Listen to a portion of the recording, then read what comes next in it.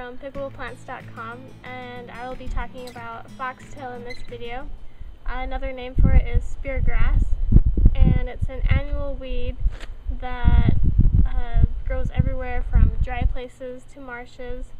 It grows from the roots, so it's very difficult to get rid of, and it looks like a foxtail if you need help distinguishing it, and it has grass-like leaves that don't have any teeth in them and are pointed at the tip, and they alternate on the plant. And the plant is a diaspore, which is a seed dispersal unit, and that means that it kind of depends on animals and things passing by it so that it can grab onto it, and it's really hard to get. It's a health hazard for animals because it can, the more muscle movement, the further it gets pushed in, and it can, if you put it on your clothes, eventually it will go through your clothes with all the movement.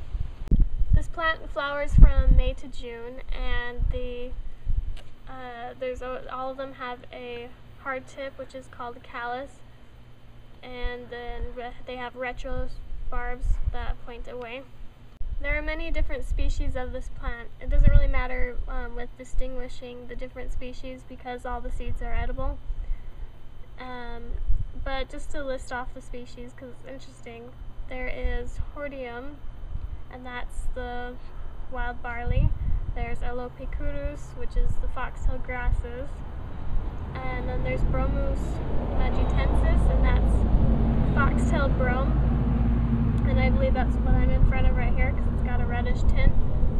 And then there's Hordeum jubatum, and that's the foxtail barley, and that's where the family where barley originated. And the last one is Setaria, and that's where most of the cultivated kind are. Yeah, it's surprising to think that this plant, it's such a nuisance, but it's actually cultivated in some countries. And the Setaria species is the foxtail millet, and in other countries they're known as Italian millet or German millet or Chinese millet, and it's the longest cultivated plant in history. So the fruit, or the seeds, whatever you want to call them, are edible in this plant, and they're edible in the milk stage and the grain stage. The milk stage when they're green, and the grain stage when they're brown. And they'll be green in spring and then start browning in fall, and will stick around even in winter for you to harvest. And they also can be used to repel animals like rats, which some people did in Africa.